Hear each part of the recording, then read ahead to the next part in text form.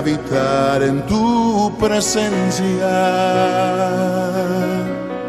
menguar para que crezcas tú y cada día seré más como tú. Quebranta mi corazón, quebranta mi vida, te entrego mi voluntad a ti. Todo lo que soy, Señor, todo cuanto tengo es tuyo. Yo quiero menguar para que crezcas tú.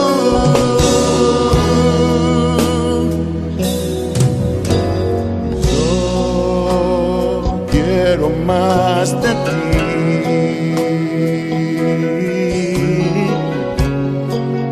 y habitar en tu presencia, menguar para que crezcas tú y cada día seré más como tú. Quebranta mi corazón, quebranta mi vida, te entrego mi voluntad a ti. Todo lo que soy, Señor, todo cuanto tengo es tuyo. Yo quiero menguar para que crezcas tú. Quebranta mi corazón, quebranta mi vida, transfórmame entrego mi voz a ti, Señor, a ti. solo a ti. Todo lo que soy, Señor, Todo cuanto tengo es tuyo. Yo quiero menguar para que crezcas tú. Yo quiero menguar para que crezcas tú. Yo quiero menguar para que crezcas tú, Jesús.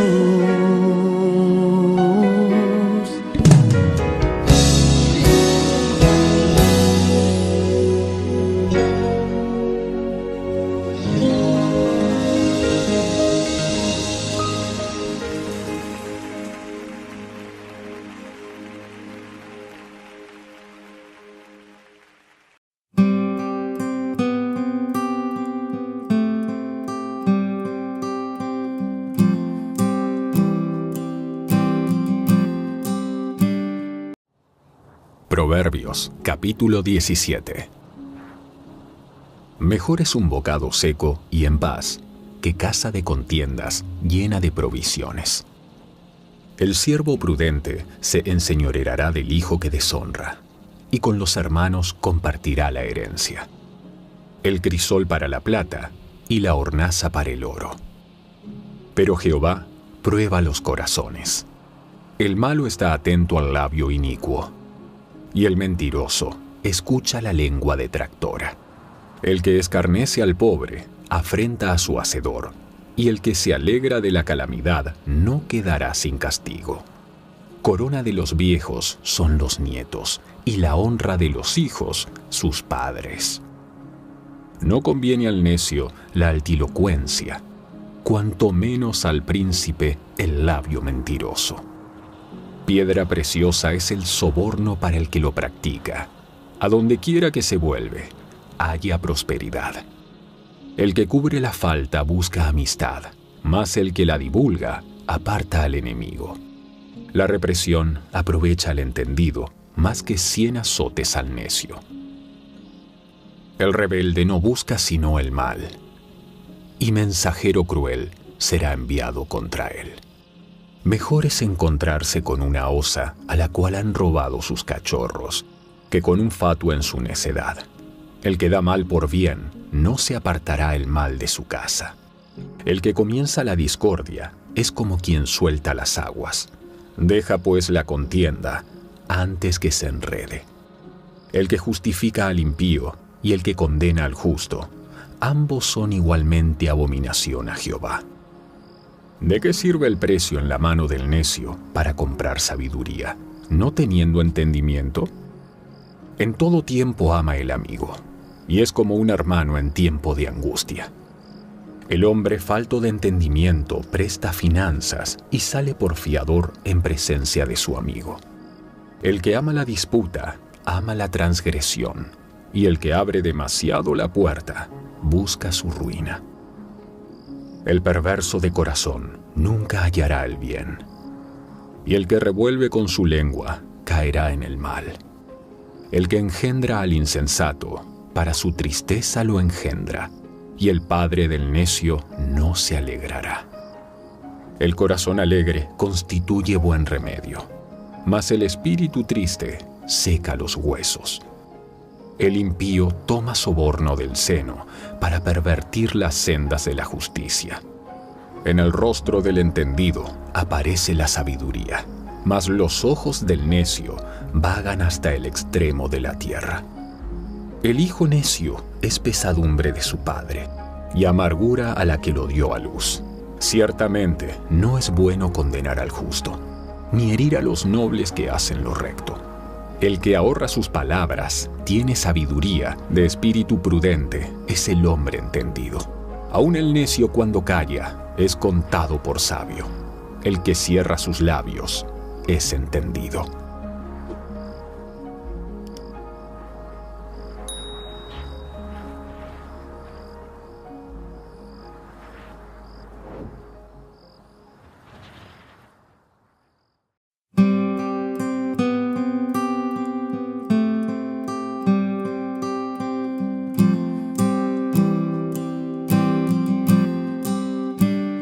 Le presentamos A Través de la Biblia. Llegamos hoy, amigo oyente, una vez más a este libro de Proverbios y vamos a comenzar a considerar el capítulo 17. Y vamos a tratar de ver lo que nos dice este maravilloso capítulo. Avanzamos rápidamente en lo que nos correspondió considerar en nuestro programa anterior y probablemente sigamos andando de esa manera de aquí en adelante. Encontramos aquí en este capítulo 17, versículo 1, algo que ya hemos oído antes, algo que leímos allá en el capítulo 15. En este versículo primero del capítulo 17 dice: «Mejor es un bocado seco y en paz, que casa de contiendas llena de provisiones». Diríamos que la actividad no siempre demuestra el obrar de Dios. En el día de hoy podemos ver mucha organización y muchas reuniones que tenemos y todas las organizaciones que en realidad están causando, según nuestra opinión, mucha confusión. Y esto causa mucha frustración.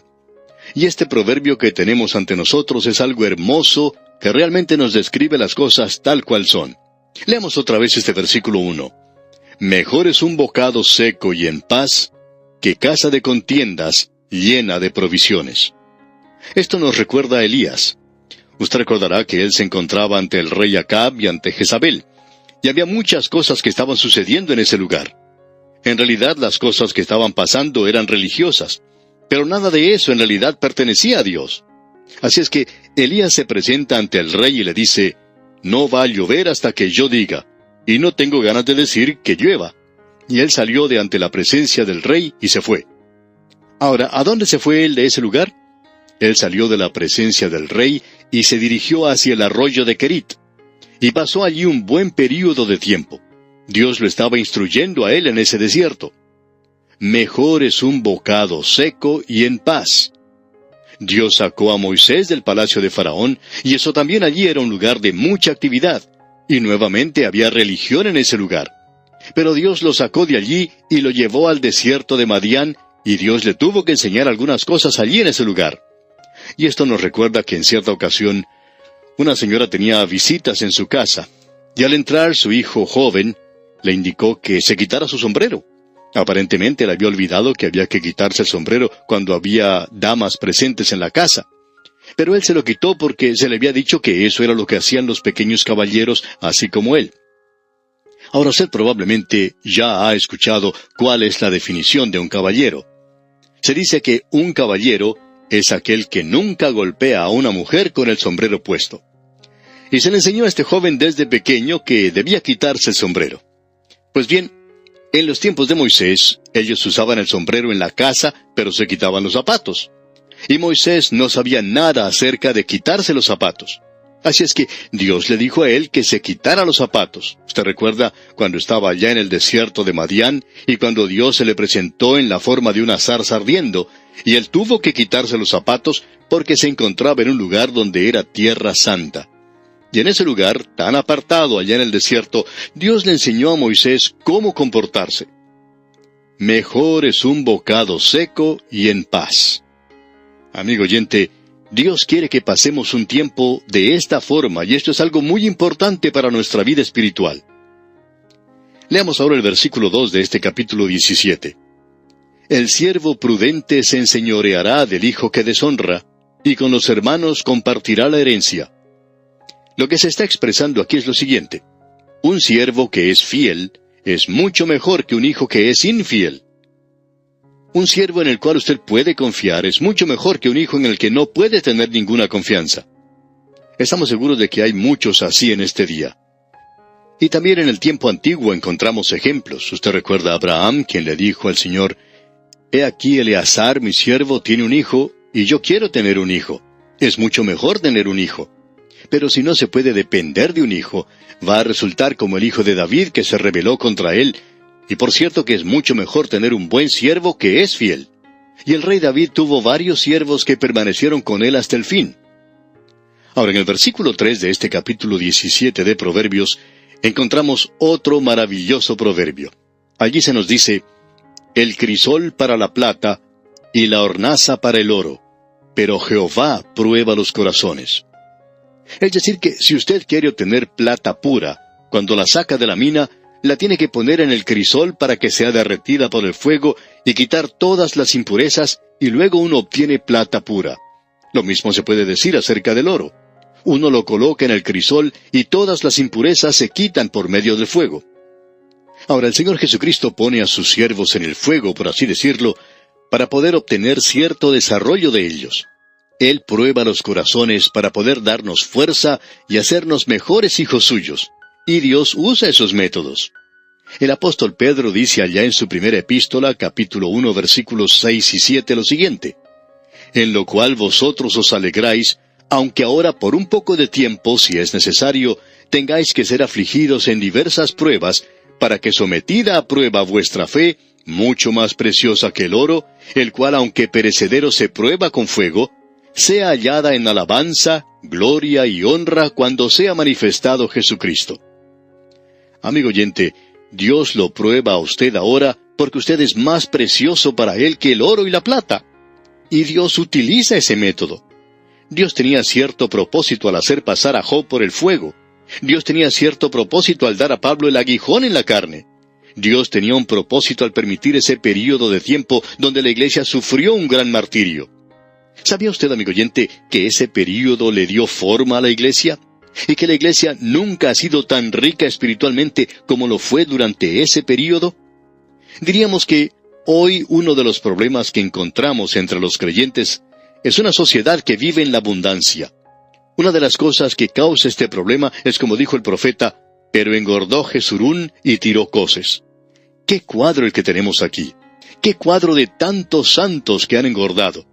Ellos tienen de todo en el día de hoy y se convierten en personas que se quejan, que encuentran faltas en todo, son críticos y se convierten en esta clase de santos. No son ninguna ayuda en realidad a la causa de Cristo. Así es que Dios tiene que hacer pasar a aquellos que va a utilizar por el crisol para poder desarrollarlos en la clase de persona que Él puede utilizar. En cierta ocasión alguien contaba que había orado al Señor pidiéndole que Él le permitiera conocer al Señor Jesucristo mejor para poder así crecer en gracia en el conocimiento de Él.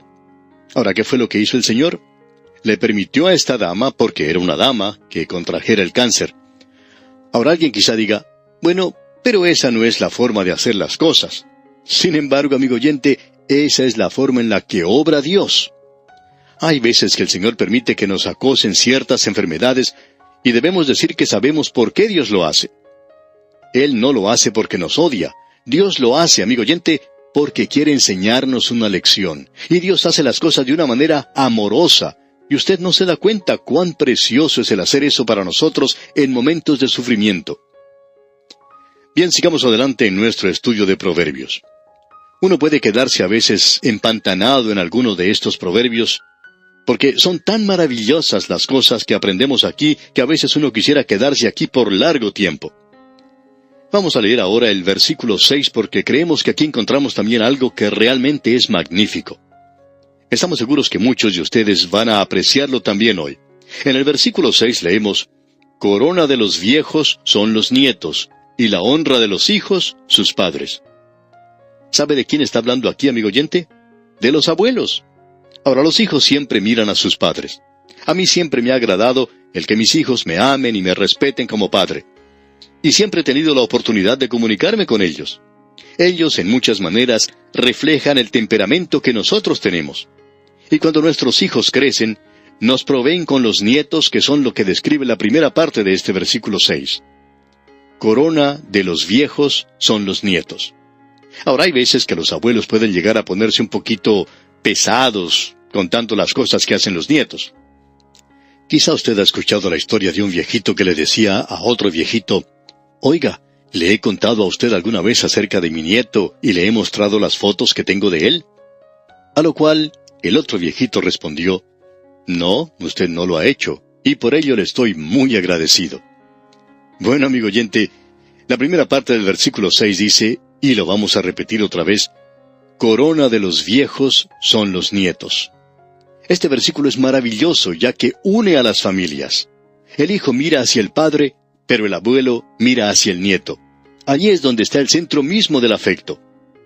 Bien, como vamos a tener que seguir avanzando si queremos concluir este capítulo en el día de hoy, miremos ahora lo que dice el versículo 10 de este capítulo 17.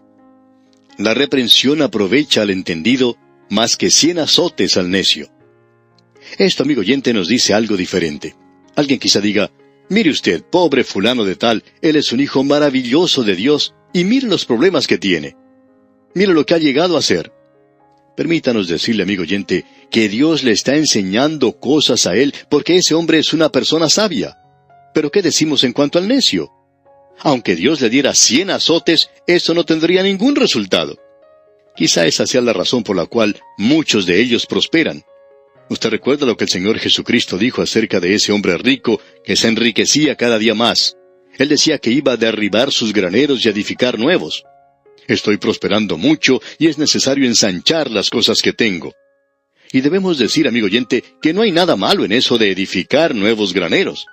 Lo que andaba mal con él era que esta persona era un necio, y no porque lo decimos nosotros. El Señor Jesucristo mismo lo dijo. ¿Por qué? Porque este hombre no estaba haciendo nada acerca de la eternidad. No se estaba preocupando por su alma. Y si el Señor lo hubiera castigado un poco más, eso no hubiera sido suficiente para él. Durante el período de la gran tribulación, ese sufrimiento y juicio tremendo por el cual tiene que pasar el mundo, mucha gente sufrirá tanto que se morderán su propia lengua. Pero, ¿cree usted que acudirán a Dios? No, amigo oyente. Esta gente no va a volverse a Dios. ¿Por qué? Bueno, 100 azotes no le aprovechan para nada al necio. Es por eso que decimos una y otra vez que hay algo malo en cuanto a la filosofía de las prisiones en el día de hoy. Las prisiones no han sido establecidas con el propósito de desarrollar los hombres y de hacerlos regresar a la sociedad. Eso quizá tenga cierto lugar, pero ese no es el propósito central de una prisión. El propósito es el del castigo. Ahora, tampoco es el de la disciplina. La disciplina es para los niños, para su propio hijo, pero el castigo es para aquellos que han cometido un crimen. Nosotros tenemos una noción equivocada en cuanto a esto en el día de hoy. Pero bien, sigamos adelante. Destaquemos algunos versículos que son importantes. Pasemos ahora al versículo 16. ¿De qué sirve el precio en la mano del necio para comprar sabiduría, no teniendo entendimiento? Hay muchos jóvenes estudiantes que van a la universidad simplemente porque sus padres tienen dinero. Y la verdad es que nunca deberían haber ido a la universidad, ya que su corazón no está en esas cosas. No teniendo entendimiento, dice aquí. No es que estos jóvenes no sean capaces de aprobar esos cursos, sino que no quieren hacerlo. Y no estamos de acuerdo nuevamente, y vemos que estamos haciendo eso muy a menudo en el día de hoy, con la filosofía de que todos deberían tener una educación universitaria. Creemos que es bueno que cada persona tenga acceso a una educación universitaria, pero no creemos que todos deban ser forzados a hacerlo, porque hay muchos de ellos que no tienen la capacidad, no tienen interés en hacerlo. Ellos no lo quieren y francamente hablando, no lo van a utilizar en su vida. Así es que esto no les va a brindar a ellos ningún beneficio. Esto no tiene nada que ver con los ricos o con los pobres. Creemos que cada muchacho pobre que quiere tener una educación universitaria, bueno, se le debería abrir las puertas para que lo hiciera. Hay muchos muchachos pobres que fueron ayudados por otras personas para que recibieran la educación que buscaban. Y si no fuera por personas como esas, pues hay muchos que nunca llegarían a obtener la educación que desean. Pero de la misma manera opinamos que hay muchos jóvenes ricos que deberían estar haciendo otras cosas. Y nosotros no vamos a sugerir lo que deberían hacer, porque esto es otro asunto completamente diferente. Notemos ahora lo que dice aquí el versículo 17 de este capítulo 17 de Proverbios que estamos considerando. En todo tiempo ama el amigo, y es como un hermano en tiempo de angustia. ¿Y en qué personaje bíblico piensa usted cuando lee un versículo como este? En Jonatán, ¿no le parece? David tenía un maravilloso amigo en Jonatán. En todo tiempo ama el amigo. No solo cuando está interpretando música en el palacio, sino cuando él se encontraba afuera huyendo de Saúl, el padre de Jonatán. Aún entonces, él fue amigo de David. Jonatán le amaba. Y qué cosa más maravillosa poder tener un amigo así. Y amigo oyente, si él no le ama a usted siempre, si su amigo no le ama todo el tiempo, entonces no es su amigo. Por cierto que nos sentimos frustrados en la vida cuando encontramos que alguien que ha dicho amarnos, cuando las cosas no están saliendo bien, uno descubre que eso no es una realidad. Resultaron ser un Judas Iscariote más bien, o un Absalón, y uno se da cuenta que estos lo traicionan a uno. Pero este es un proverbio maravilloso.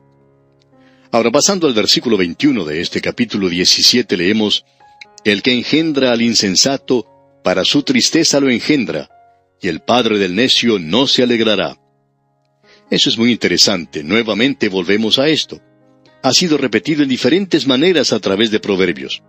Aquel padre que tiene un hijo que está progresando mucho, pues siempre habla de ese hijo. Pero si el muchacho no ha resultado muy bueno, entonces ni se lo menciona. Y ahora el versículo 22 dice: El corazón alegre constituye buen remedio, mas el espíritu triste seca los huesos. Hay muchas personas que están enfermas en el día de hoy, y es una enfermedad, podríamos decir, del corazón. Sin embargo, no es que anden mal del corazón, sino que están sufriendo una congoja, no tienen gozo. Y esto es una realidad en la vida de muchos creyentes en la actualidad. El corazón alegre, dice aquí. Amigo oyente, Dios quiere que usted pase un buen tiempo. Y yo quisiera que nos acostumbráramos a pensar que la iglesia es un lugar donde uno va a pasar un buen tiempo. Debería ser así. Uno debería ir a la iglesia y poder reírse y regocijarse y alabar a Dios con toda la iglesia. Pero hoy nosotros tenemos caras largas, estamos demasiado serios, parecemos engreídos en la iglesia. Pero eso, amigo oyente, es una abominación al Señor. Avanzando ahora, leamos el versículo 23 de este capítulo 17. El impío toma soborno del seno para pervertir las sendas de la justicia. Se nos habla aquí del soborno. Hay muchas formas distintas de sobornar, y mucho de eso se está llevando a cabo en el día de hoy. Luego tenemos el versículo 28, donde podemos ver una chispa de humor. Leamos el versículo 28. Aún el necio, cuando calla, es contado por sabio. El que cierra sus labios es entendido. Un hombre tenía un hijo que era muy tonto. Este muchacho era uno de esos que, no las tenía todas consigo. Su padre era un agricultor. Y en cierta ocasión se encontraban en el pueblo con una carga de manzanas. Este hombre dejó a su hijo junto a las manzanas y le dijo: Ahora no le digas nada a nadie, porque si abres tu boca, se van a dar cuenta que eres un necio. Y el muchacho dijo que él no iba a decir nada. Cuando se fue el padre, se acercó un hombre y le preguntó, ¿cuánto valen las manzanas? Y el muchacho no abrió la boca, nunca dijo nada. Y el hombre le preguntó 2 o 3 veces, y el muchacho simplemente se quedó allí sentado, miraba a este cliente de una forma bastante tonta. Finalmente el hombre se fue y dice, ¿qué muchacho más tonto es este? Ahora, cuando el padre regresó, le preguntó, ¿cómo fueron las cosas? A lo cual el muchacho contestó, ¿sabes? Yo me quedé con la boca bien cerrada, pero esta gente de todas maneras se dio cuenta que yo era un tonto. Así es que, amigo oyente, ahora yo debo cerrar mi boca y finalizar así este programa porque ya se nos ha ido el tiempo. Dios mediante, en nuestro próximo programa continuaremos con este estudio y comenzaremos a considerar el capítulo 18. Le aconsejamos mientras tanto que usted lea y estudie este capítulo 18 antes de llegar a nuestro próximo estudio para que así se familiarice con su contenido. Será pues hasta nuestro próximo programa, amigo oyente. Nos despedimos no sin antes recordarle que en todo tiempo ama el amigo. Y Jesucristo desea ser siempre su mejor amigo. Que Dios le bendiga es nuestra ferviente oración.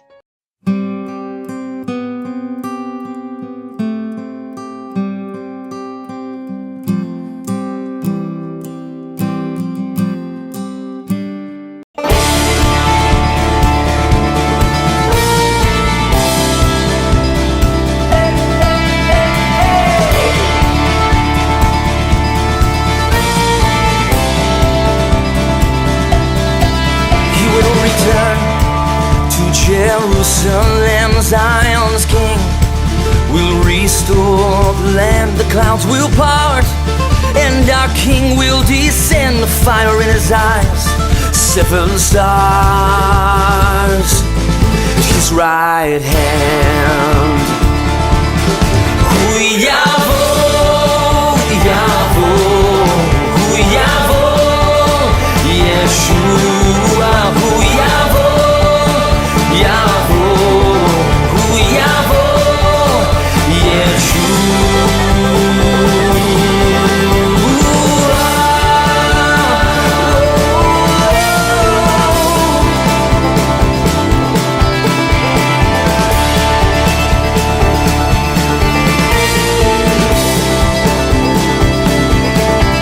We know he came, the Lamb who was slain, he'll come again. Our conquering King on that day. His sword will go forth to take back and restore what belongs to our Lord.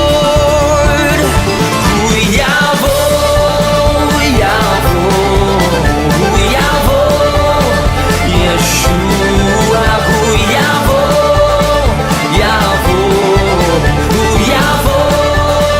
Yeshua, oh, your bride will go forth to the ends of the earth, preparing the way of the Lord, beckoning the day when Israel will say, Baruch haba Shem Adonai. Hu Yavo, Hu Yavo, Hu Yavo, Yeshua, Hu Yavo, Yavo.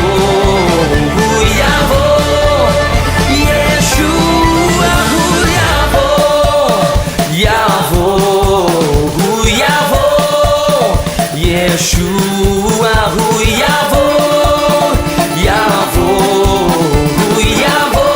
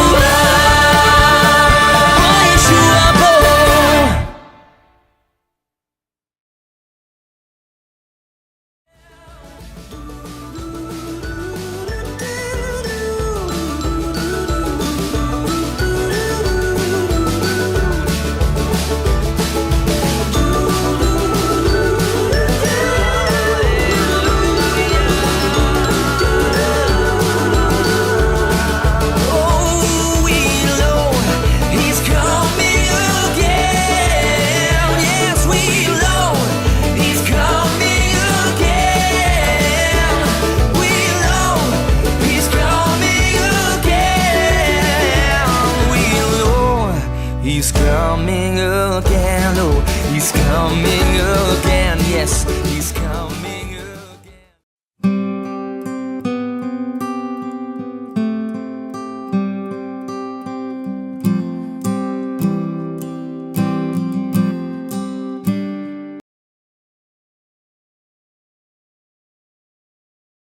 El libro de Levítico es el tercer libro de la Biblia y se desarrolla justo después de la liberación de los israelitas de su esclavitud, cuando Dios los llevó al pie del monte Sinaí y los invitó a una relación de pacto. Ahora, ellos rápidamente se habían rebelado y quebrantado ese pacto, y Dios quería que su gloriosa presencia viniera y viviera justo en medio de Israel mediante su tabernáculo. Pero el pecado de Israel ha dañado la relación.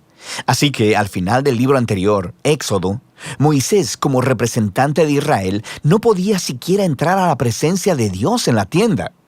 El libro de Levítico inicia recordándonos este problema fundamental. Dice, el Señor llamó a Moisés desde la tienda. Así que la pregunta es, ¿cómo puede Israel en su condición de pecado y egoísmo ser reconciliado con este Dios santo? De eso se trata este libro, sobre cómo Dios, en su gracia, está proveyendo un camino para que un pueblo pecaminoso y corrupto pueda vivir en su santa presencia. Ahora, detengámonos un momento y exploremos esta importante idea de que Dios es santo. Este concepto es fundamental para entender este libro.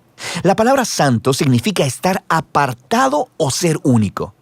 Y en la Biblia, Dios está apartado de todas las cosas por su rol único, como creador de todo, como el autor de la vida misma. Así que si Dios es santo, entonces el espacio alrededor de Dios también es santo. Está lleno de su bondad, vida, pureza y justicia. Así que si Israel, injusto y pecaminoso, quiere vivir en la presencia santa de Dios, ellos también deben volverse santos. Su pecado debe ser enfrentado, y por eso tenemos el libro de Levítico. Ahora, el libro tiene un diseño asombrosamente simétrico. Explora las tres maneras principales en que Dios ayuda a Israel para que pueda vivir en su presencia. Las secciones externas son descripciones de rituales que Israel debía practicar en la presencia santa de Dios. Las siguientes secciones internas se enfocan en el rol de los sacerdotes de Israel como mediadores entre Dios e Israel. Y dentro de eso hay dos secciones que se enfocan en la pureza de Israel. Y luego, justo en el centro del libro, hay un ritual clave, el Día de la Expiación, el cual provee unidad a todo el libro. El libro concluye con una breve sección donde Moisés llama a Israel a ser fiel a este pacto. Vamos a profundizar en el contenido del libro. La primera sección explora los 5 tipos principales de sacrificios rituales que Israel debía llevar a cabo. 2 de ellos eran maneras de cómo un israelita podía dar las gracias a Dios al ofrecerle de vuelta un obsequio simbólico de lo que Él le había dado primero. Los otros 3 sacrificios eran diferentes maneras de pedirle perdón a Dios. Así que aquí el israelita ofrecería la sangre de un animal mientras confiesa que su pecado ha aumentado el mal y la muerte en el mundo bueno de Dios. Pero Dios, en lugar de destruir a esta persona, por supuesto que quiere perdonarla. Así que el animal muere simbólicamente en su lugar y hace expiación, lo que significa que cubre su pecado. De manera que a través de estos rituales, los israelitas eran constantemente recordados de la gracia de Dios, pero también de su justicia y de la seriedad de su propia maldad y las consecuencias. El segundo grupo de rituales establecen las 7 fiestas anuales de Israel, y cada una de ellas cuenta una parte diferente de la historia sobre la manera en que Dios los redimió de la esclavitud en Egipto y los llevó a través del desierto hacia la tierra prometida. Y al celebrar estas fiestas de manera regular, Israel recordaría quién era y quién era Dios para ellos. Ahora, la sección sobre los sacerdotes de Israel. Aquí tienes a Aarón y a sus hijos, consagrados para entrar a la presencia de Dios en representación de Israel. Y luego, en esta sección correspondiente, encontramos los requisitos para ser sacerdotes. Los sacerdotes eran llamados a tener el nivel más alto de integridad moral y de santidad ritual, porque ellos representaban al pueblo delante de Dios, pero también representaban a Dios delante del pueblo. Descubrimos por qué la santidad de los sacerdotes importa tanto en esta primera sección, justo después de que la familia de Aarón fuera consagrada. Dos de sus hijos entran como si nada a la presencia de Dios y flagrantemente violan las reglas, así que son aniquilados al instante por la santidad de Dios. Es un inquietante recordatorio de la paradoja de vivir en la presencia de un Dios santo, porque Él es pura bondad, pero se vuelve peligrosa para aquellos que se rebelan e insultan su santidad. Así que es importante que los sacerdotes de Israel sean santos y también que todo el pueblo de Israel se santifique. Sobre esto es que tratan las siguientes secciones internas. Los capítulos del 11 al 15 tratan de la pureza ritual requerida de todos los israelitas, y los capítulos del 18 al 20 tratan de la pureza moral del pueblo. Estos conceptos son lo que está por debajo de todo este lenguaje sobre pureza e impureza. Debido a que Dios es santo y apartado, los israelitas deben estar en santidad cuando entran a su presencia. Esto se conocía como estar limpio o puro. La presencia de Dios estaba excluida para todo aquel que no estuviera en una condición de santidad. No estar en santidad se le conocía como estar inmundo o impuro. Ahora, un israelita podía volverse impuro de unas cuantas maneras. Por ejemplo, al tener contacto con fluidos corporales reproductivos, al tener una enfermedad de la piel, al tocar moho u hongos o al tocar un cadáver. Para los israelitas, todos estos elementos estaban asociados con la mortalidad, con la pérdida de vida, lo que nos lleva al simbolismo central de estas instrucciones. Te vuelves impuro cuando te contaminas al tocar la muerte, por así decirlo. Y la muerte es lo opuesto a la santidad de Dios, porque Dios, en esencia, es vida. Esto es clave. Simplemente ser impuro no era pecaminoso o malo. Tocar esta clase de cosas era algo normal de la vida diaria, y la impureza era un estado temporal. Duraba 1 o 2 semanas y luego se eliminaba. Lo que estaba mal o era pecaminoso era entrar en la presencia de Dios llevando estos símbolos de muerte e impureza sobre mi cuerpo. No hagas eso. Ahora, la última forma de volverte impuro era al comer ciertos animales, y las leyes de comida kosher se encuentran justo aquí en esta sección. Han existido muchas teorías sobre por qué ciertos animales se consideraban impuros y prohibidos, para promover la higiene o para evitar tabús culturales. El texto simplemente no es explícito, pero la idea básica de todos estos capítulos es muy clara. Todos funcionan juntos como un grupo de símbolos culturales que le recuerdan a Israel que la santidad de Dios debe abarcar todas las áreas de sus vidas. La sección correspondiente de aquí en adelante trata de la pureza moral de Israel. Los israelitas eran llamados a vivir en forma diferente a los cananeos. Debían cuidar del pobre en lugar de ignorarlo. Debían tener un alto nivel de integridad sexual y debían promover la justicia a través de toda su tierra. Ahora, aquí en el centro del libro nos encontramos con una larga descripción de una de las fiestas anuales de Israel, el Día de la Expiación.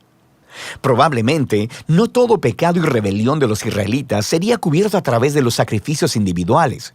Así que una vez al año, el sumo sacerdote tomaría 2 machos cabríos. Uno de ellos sería ofrenda de purificación para expiar los pecados del pueblo, y el otro se llamaba el macho cabrío expiatorio. El sacerdote confesaría los pecados de Israel y simbólicamente pondría su mano sobre este macho cabrío y luego sería enviado al desierto. De nuevo, esta es una imagen muy poderosa del deseo de Dios de que el pecado y sus consecuencias fueran quitados de entre su pueblo, de modo que Dios pueda vivir en paz con ellos. El libro concluye con Moisés llamando a Israel a ser fiel a todos los términos del pacto, y él describe las bendiciones de paz y abundancia que vendrán como resultado de Israel obedecer todas estas leyes.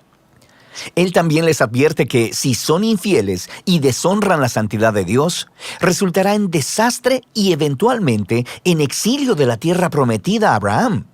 Ahora, si quieres ver cómo Levítico encaja con la gran narrativa, es útil mirar la primera oración del siguiente libro de la Biblia, Números. Comienza diciendo que Dios le habló a Moisés en la tienda. Así que podemos ver que Moisés ahora es capaz de entrar a la presencia de Dios en nombre de Israel. El libro de Levítico funcionó. Así que a pesar del fracaso de Israel, Dios proveyó una manera para que sus pecados fueran cubiertos, para que Dios pudiera vivir en paz en medio de personas pecadoras. Y de eso se trata el libro de Levítico.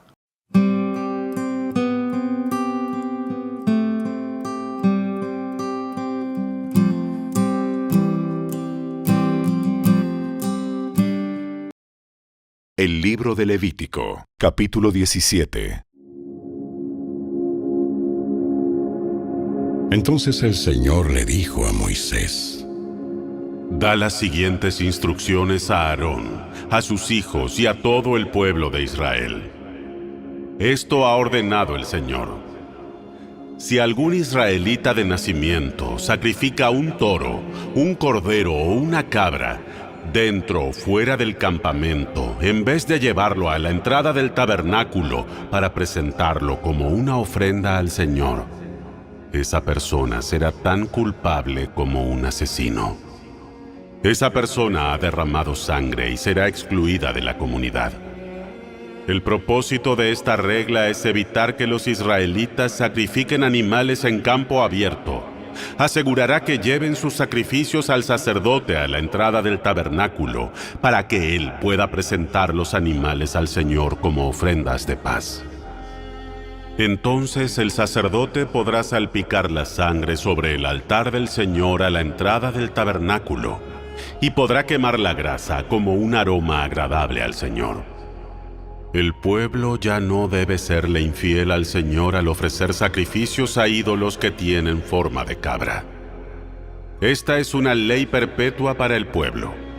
Tendrá que obedecerla de generación en generación. Dales también este mandamiento. Si algún israelita de nacimiento o extranjero que viva entre ustedes ofrece una ofrenda quemada o un sacrificio, pero no lo lleva a la entrada del tabernáculo para ofrecerlo al Señor, esa persona será excluida de la comunidad. Si algún israelita de nacimiento o extranjero que viva entre ustedes come o bebe sangre en cualquier forma, yo me pondré en contra de esa persona y la excluiré de la comunidad. Porque la vida del cuerpo está en la sangre. Les he dado la sangre sobre el altar con el fin de purificarlos, para hacerlos justos ante el Señor. Es la sangre, dada a cambio de una vida, la que hace posible la purificación. Por esta razón le he dicho al pueblo de Israel: nunca coman ni beban sangre, ni ustedes ni los extranjeros que vivan entre ustedes. Si algún israelita de nacimiento o extranjero que viva entre ustedes va de caza y mata un animal o ave que se permite comer, deberá escurrirle la sangre y cubrirla con tierra. La vida de toda criatura está en su sangre.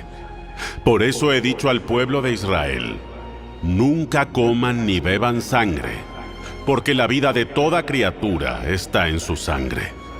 Así que cualquiera que consuma sangre será excluido de la comunidad. Y si algún israelita de nacimiento o extranjero come la carne de un animal que murió de forma natural o fue despedazado por animales salvajes, deberá lavar su ropa y bañarse con agua. Permanecerá ceremonialmente impuro hasta el anochecer. Después de eso quedará puro. Pero si no lava su ropa y no se baña, será castigado por su pecado.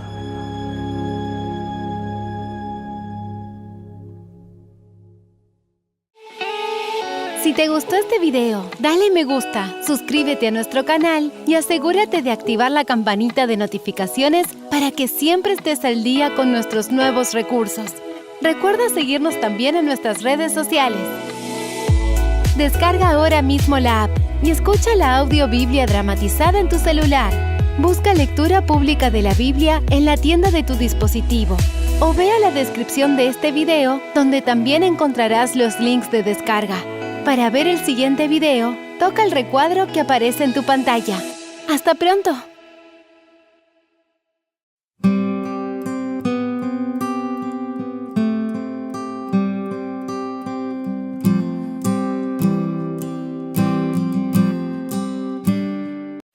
Levítico ocupa un lugar central en los 5 libros de Moisés, flanqueado por Génesis y Éxodo por un lado, y por Números y Deuteronomio por el otro. Así como el santuario era el centro del culto de Israel, también el libro de Levítico contiene el meollo de la instrucción dada respecto de aquel culto. Es el Evangelio en embrión. Con él puede comprenderse mejor el Nuevo Testamento. Sin él, algunas partes de los evangelios y de las epístolas están envueltas en oscuridad y tinieblas. Entonces, el libro de Levítico debe ocupar su lugar legítimo en el armazón de las verdades que deben predicarse. Hola, bendiciones familia del canal Esperanza Digital Studio, hermanos en la fe de Cristo Jesús. Bienvenidos una vez más a este canal de esperanza para continuar nuestro recorrido explicativo por la Biblia. Yo soy Alexander Suárez y hoy hemos llegado al capítulo 17. Hoy estamos más cerca del final y preparándonos para iniciar con el libro de Números. Así que quiero darte las gracias por suscribirte a este canal, por seguirnos cada día, por los comentarios que dejas, tus buenos deseos, tus peticiones de oración. Al finalizar este video voy a leer algunos mensajes que llegaron en el video anterior. Y por supuesto, extenderte la invitación, si todavía no te has suscrito a este canal de esperanza, hazlo ahora mismo y al finalizar el video compártelo con otras personas para juntos seguir creciendo en el conocimiento de la palabra de Dios. En el video anterior estuvimos hablando del Yom Kippur, el día de la expiación, el día del perdón, y llegamos a la conclusión de que precisamente en este momento estamos viviendo el día de la expiación. Pero volviendo al contexto del pueblo de Israel en el desierto, cuando recibía estas instrucciones, el capítulo 17 comienza de la siguiente manera. Dijo el Señor a Moisés: di a Aarón y a sus hijos, a todos los israelitas, esto manda el Señor, esto manda el Señor. Cualquier varón de Israel que sacrifique buey o cordero dentro o fuera del campamento y no lo traiga a la entrada de la tienda de reunión para ofrecer allí ofrenda al Señor, será reo de sangre. Sangre derramó, ese hombre será cortado de su pueblo. Aquí hay una orden divina. Mira, no realices sacrificios fuera del santuario. En videos anteriores habíamos dicho que en realidad Dios no se complace de los sacrificios de animales. Fue una herramienta, una estrategia, una ilustración que el Señor estaba utilizando para mostrarles al pueblo de Israel el plan de salvación a través de Cristo. Eran sombras de lo que había de venir. Eran sustitutos circunstanciales del ser humano. Y todo aquel que sacrificaba un animal lo estaba haciendo en recordatorio de las promesas hechas por Dios en el Edén. Así como Abraham levantaba altares, Jacob levantaba altares, Noé, después del diluvio, levantó también un altar al Señor. Y una vez establecido el santuario terrenal, ya no era necesario levantar altares individuales. Y estamos hablando de altares de sacrificios literales, porque hoy hablamos de altar familiar, que es una reunión de culto, de estudio de la palabra, de oración. No, aquí lo que Dios está diciendo es: no sacrifiques animales fuera del santuario. Ya tienes el santuario. El santuario está establecido para que sean los sacerdotes los que hagan los sacrificios. Este capítulo nos muestra que debemos tomar con seriedad lo que Dios ha establecido. Y Dios estableció un santuario. Dios ha ido educando a su pueblo. Ahora nos podemos preguntar por qué Dios no estableció el santuario antes. ¿Por qué no le recriminó a Abel el hecho de presentar un cordero? ¿Por qué no le dijo nada a Noé por el hecho de hacer un altar y matar animales allí en ese altar? Al contrario, la ofrenda de Abel fue aceptada y el sacrificio de Noé fue como grato aroma a la presencia del Señor, pero no por el sacrificio en sí, sino por lo que había en el corazón, en la mente de quien lo ofrecía. El sacrificio en sí no tiene ninguna validez. si no hay un cambio o una conducta totalmente diferente a como la hemos estado viviendo en el pasado. Tiene que haber una transformación de los pensamientos, tiene que haber una actitud correcta de adoración. Es como aquella persona que hace culto o se reúne en una iglesia o semanalmente va a una congregación y participa de las ceremonias religiosas, pero su mente, si no está concentrado en lo que Dios ha estipulado, de nada le sirve estar allí en ese lugar de adoración. Igualmente eran los sacrificios. Un sacrificio, si no se hacía de acuerdo a lo que Dios estaba establecido, no tenía ninguna validez. Y la orden es: nadie presente sacrificios, nadie derrame sangre fuera del santuario. Si una persona lo hace, será culpable, debe ser cortado de su pueblo. Esto es versículo 5 y me gusta mucho porque allí el versículo da detalles de a quién iba este mensaje. Esto es para que los israelitas traigan sus sacrificios al Señor. Los que sacrifican en el campamento deben traerlos al sacerdote. Esto es al Señor a la entrada de la tienda de reunión y sacrificarlos como sacrificio de paz. El sacerdote rociará con la sangre el altar del Señor a la entrada de la tienda de reunión y quemará la grasa como grato aroma para el Señor, siempre y cuando se hiciera como Él lo había estipulado. Así los israelitas no sacrificarán a los demonios con quienes se han prostituido. Parece ser que en Egipto y en otras regiones alrededor se hacían sacrificios abominables para los ídolos. Incluso eso incluía sacrificios humanos, sacrificios de hijos. Eso lo vamos a ver también en otros capítulos. Pero Israel no podía participar de las abominaciones de las demás naciones. Tenía que entender que Dios había establecido una norma y debía obedecer esa norma. Dios no se equivoca y cuando Dios establece algo, debe ser como Él lo sugiere. Igualmente sucede el día de hoy. Dios establece una manera correcta de adoración.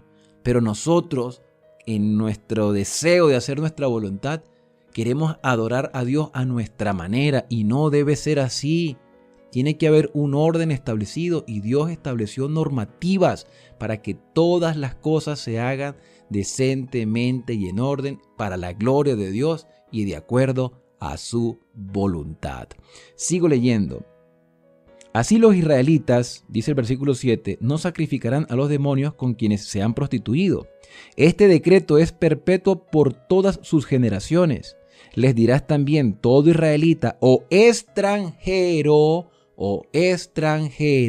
personas que no nació en Israel, que no es de sangre israelita, que es extranjero, también debe poner en práctica eso. Por lo tanto, lo que Dios estableció es para todos. Y tú dices, bueno, sacrifiquemos animales. No vamos a sacrificar animales porque esos animales eran sombra de lo que había de venir. Esto es Cristo. Cristo es el Cordero inmolado, ese Cordero que aparece en el libro de Apocalipsis, que aparece como inmolado pero puesto en pie.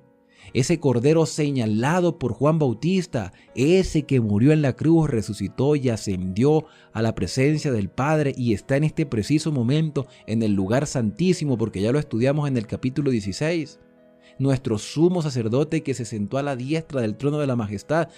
¿Qué debemos hacer nosotros? Debemos aceptarle como nuestro Salvador. Nadie se salva por obedecer. La obediencia es un resultado de nuestro amor por lo que Cristo ha hecho por nosotros, ya sean judíos o extranjeros. Pero en el contexto del capítulo 17, si el israelita quería hacer la voluntad del Señor, debía sacrificar en el santuario, debía llevar su ofrenda de sacrificio al santuario. Si el extranjero quería hacer la voluntad del Señor, entonces debía ir al santuario. El plan de Dios era que las demás naciones vieran en Israel un testimonio a seguir, que no se igualaran a los demás, sino que los que viniesen de afuera vieran en Israel una manera de vivir sorprendente y extraordinaria de acuerdo a lo que ese Dios invisible pero real había establecido.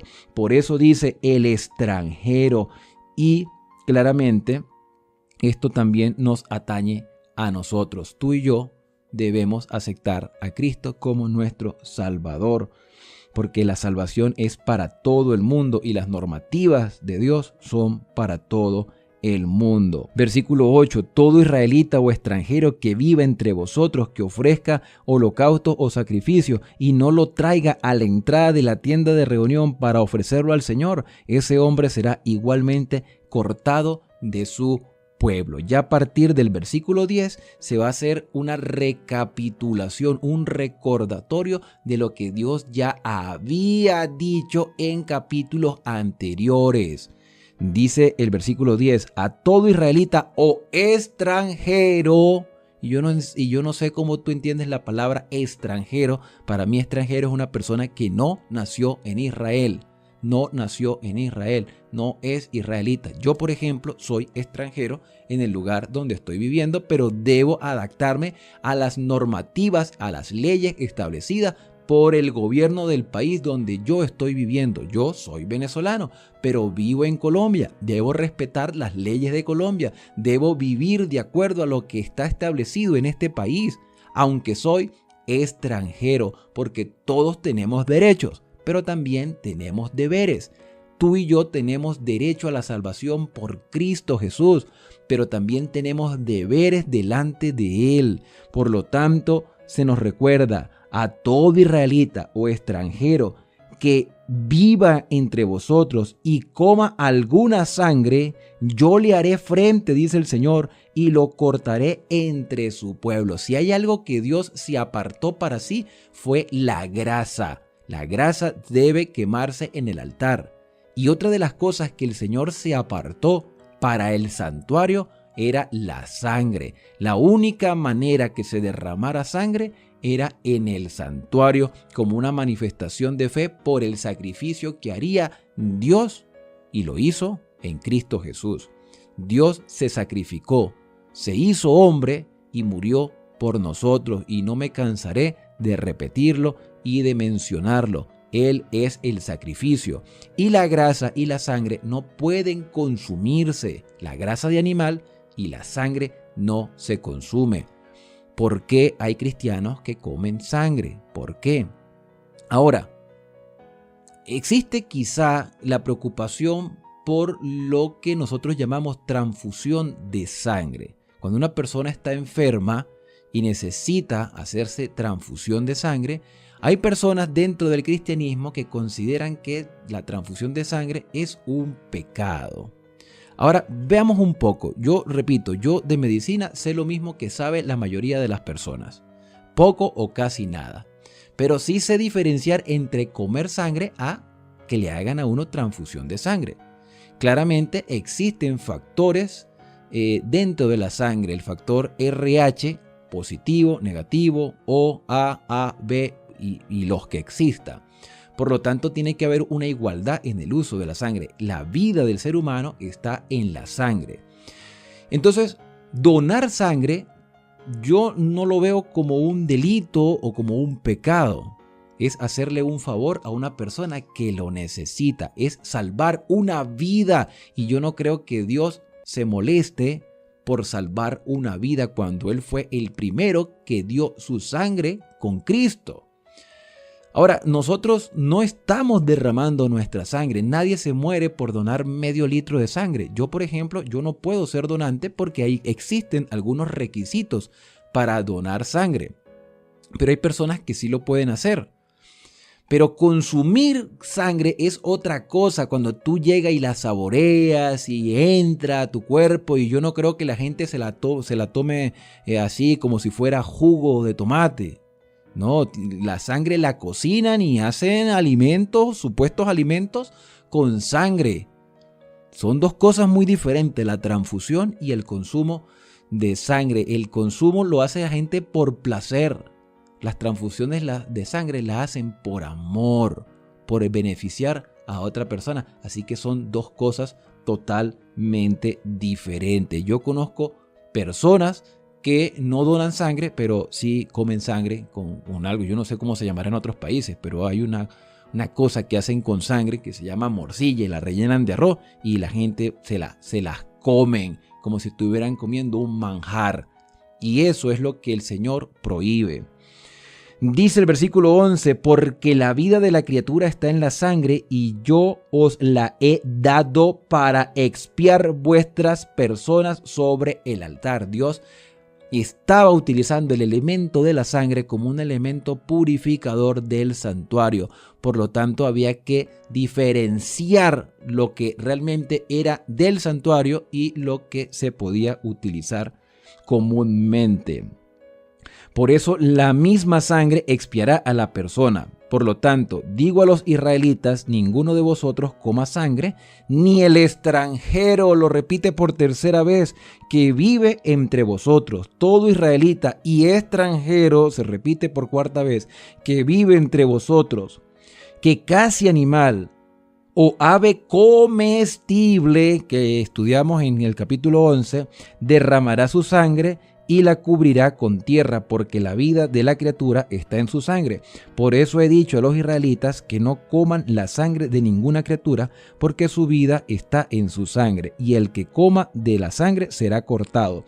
Todo nativo o extranjero, 5 veces, que coma carne de animal muerto o despedazado por las fieras, o sea, que lo consiguieron muerto, porque igual tienen que matarlo si se lo van a comer, pero que lo consiguieron muerto o despedazado por las fieras, entonces dice que lavará sus vestidos, se bañará y quedará impuro hasta la tarde y luego quedará limpio. Y si no se lava ni se baña, porque no le place bañarse, entonces llevará su iniquidad, porque Dios así lo ha dicho. Y eso es lo que nos revela el capítulo 17 del libro de Levítico.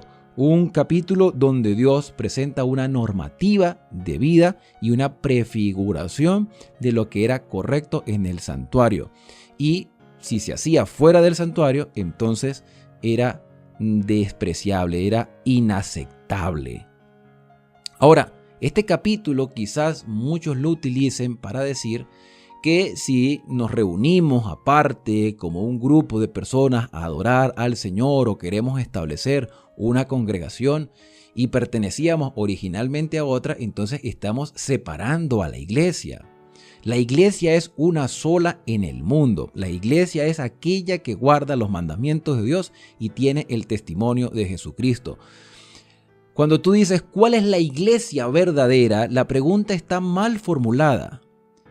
La mejor manera de decir es ¿qué es la iglesia verdadera? ¿Qué es la iglesia? No es cuál es la iglesia, porque cuál señala a un lugar, un objeto. ¿Cuál es la iglesia? Pero ¿qué es? Está definiendo a la iglesia. Y la iglesia es el cuerpo de Cristo. Y el cuerpo de Cristo hace la voluntad de Dios. Por lo tanto, si tú y yo pertenecemos al cuerpo de Cristo, debemos hacer todo lo que Dios estipula. ¿Y qué estipula? Guardar los mandamientos. Si me amáis, guarda los mandamientos. El libro de Apocalipsis dice que los siervos de Dios guardan los mandamientos y tienen el testimonio de Jesucristo y se les llama los santos. La iglesia no es la estructura que se fundó alguien o un grupo de personas, estableció una organización. Y está bien pertenecer a una estructura, pero esa no es la iglesia, esa es la organización o la administración del cuerpo eclesiástico. Pero la iglesia somos todos nosotros, el cuerpo de Cristo que debe edificarse. Por lo tanto, el capítulo 17 no tiene nada que ver con el establecimiento de templos en otros lugares. Al contrario, el capítulo 17 lo que está hablando es que yo no puedo adorar a Dios a mi manera, sino como Dios lo ha estipulado, indiferentemente donde yo adore. Si lo hago a la manera de Dios, estoy haciendo las cosas correctas. Y sacrificar animales fuera del santuario era la manera incorrecta. Y bien, espero que este capítulo haya sido de gran ayuda para ti. Quiero leer los mensajes que algunos de ustedes me han estado enviando y he descuidado un poco la lectura de los mensajes porque los capítulos han sido un poco largos. Pero voy a saludar de manera especial a Fabiola Manso. Dice, muchas gracias por su explicación. Este tema tan importante me ha quedado claro. Dios le bendiga. Ella está hablando acerca del capítulo 16, que habla acerca del día de la expiación. Noemí, así se llama, Noemí Pérez Ruiz dice: hola pastor, feliz día de preparación. Mi comentario es que cada quien coma lo que quiera, pero que no se queje ni visite al médico cuando se enferme por causa de la mala alimentación que está llevando. Bueno, Noemí, yo no sería tan drástico, ¿no? Sí, la persona es libre. Tú y yo tenemos la libertad de comer lo que quieras. Si tú quieres comer sangre, si tú quieres comerte un marrano, si tú quieres comerte un caballo o un perro muerto, esa es tu decisión. Esa es tu decisión. O sea, tú eres libre de hacer lo que quieras, pero tienes que asumir las consecuencias de tus decisiones. Claro, si te enfermas, vas al médico.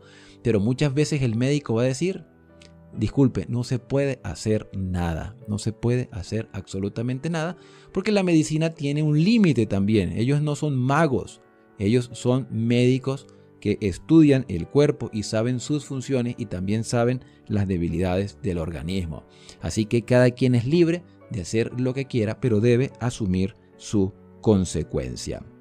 También saludo a Dina Soto, que dice: Dios lo siga bendiciendo, hermano, y siga ayudándonos a tener una mejor comprensión de su santa palabra. Saludos desde Tabasco, México. Nel Ali Rodríguez dice: amén, hermano, me gustó la forma de explicar el capítulo 16. Que hablando del comentario, dice él: Jesús dijo: yo no he venido para abrogar la ley y los profetas. Los discípulos no se pueden contradecir. A pesar de que fue escrito en épocas diferentes, todos están de acuerdo en que hay que ser obediente al Señor. También saludo a Isabel Sierra. Ella escribe: buenos días, hermanos, busco lo de la escuela sabática y no me sale. Pues yo quiero pedir disculpas porque realmente me he atrasado con subir los videos de la escuela sabática porque he estado ocupado esta semana y también tuve un incidente que, como ustedes pudieron ver, yo estaba en mi vehículo manejando y se me quedó la llave del carro dentro del vehículo junto con la guía de estudios y mi Biblia, así que me tocó que estudiar con la Biblia de mis hijos. Hasta duré 2 días sin poder sacar la llave del carro y el carro estaba cerrado y me atrasé en el estudio de los videos. Farak Uriana: me encantó este capítulo. Nunca antes me hubiera parecido tan interesante este capítulo 16. Muchas gracias, que Dios bendiga su ministerio. También saludo a Yesenia Mateo: gracias, pastor, por tan importante explicación de este libro maravilloso. Es para mí de gran ayuda su explicación. Dios lo guarde y lo bendiga. Saludo también a Magna Altamirano, Elsa María Bustamante, Julie Atmedia, Ana Rojas, Susana Ramos, Jorge Mauricio Castellanos, Roger Méndez Cruz y a todos los que han estado escribiendo cada día. Muchas gracias, porque por ustedes hemos llegado a 3,000 suscriptores y también con la ayuda de Dios hemos podido perseverar cada día en la explicación de su palabra. ¿Qué te parece si antes de despedir este video nos acercamos a Dios en oración? Querido y amante Padre, muchas gracias porque tú nos amas, porque nos escuchas, porque nos permites abrir tu palabra y entender tu voluntad. Guía nuestros pasos, permítenos hacer todo como tú lo has establecido. Tus normas todavía son aplicables para este tiempo. Tanto israelitas como extranjeros necesitaban apreciar tus palabras y nosotros, en cualquier parte donde nos encontremos, necesitamos ser obedientes como una manifestación de nuestro amor hacia ti y hacia lo que Cristo hizo por nosotros en la cruz del Calvario. Gracias porque nos escuchas, Señor, y permítenos continuar este recorrido por tu santa palabra. En el nombre de Jesús, amén. Bien, la invitación será para el día de mañana, cuando continuaremos el recorrido explicativo por la palabra de Dios. Si aún no te has suscrito, hazlo en este preciso momento, o también puedes repasar los videos anteriores si es tu primera vez en este canal. Que Dios te bendiga. Nos vemos el día de mañana.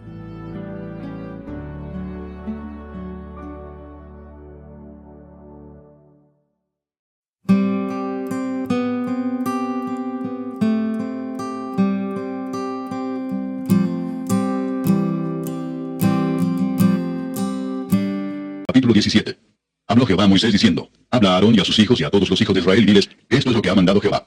Cualquier varón de la casa de Israel que degollare buey o cordero o cabra en el campamento o fuera de él, y no lo trajere a la puerta del tabernáculo de reunión para ofrecer ofrenda a Jehová delante del tabernáculo de Jehová, será culpado de sangre del tal varón. Sangre derramó, será cortado el tal varón de entre su pueblo, a fin de que traigan los hijos de Israel sus sacrificios, los que sacrifican en medio del campo, para que los traigan a Jehová a la puerta del tabernáculo de reunión al sacerdote, y sacrifiquen ellos sacrificios de paz a Jehová.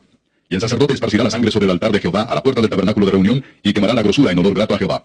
Y nunca más sacrificarán sus sacrificios a los demonios, tras de los cuales han fornicado. Tendrán esto por estatuto perpetuo por sus edades.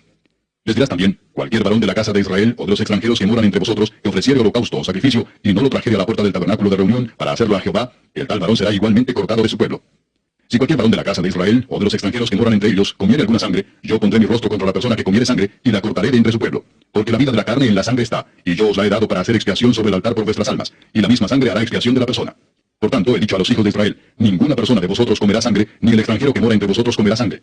Y cualquier varón de los hijos de Israel o de los extranjeros que moran entre ellos, que cazare animal o ave que se ha de comer, derramará su sangre y la cubrirá con tierra. Porque la vida de toda carne es su sangre. Por tanto, he dicho a los hijos de Israel, no comeréis la sangre de ninguna carne, porque la vida de toda carne es su sangre. Cualquiera que la comiere será cortado. Y cualquier persona, así de los naturales como de los extranjeros, que comiere animal mortecino o despedazado por fiera, lavará sus vestidos y así misma se lavará con agua, y será inmunda hasta la noche. Entonces será limpia. Y si no los lavare, ni lavare su cuerpo, llevará su iniquidad.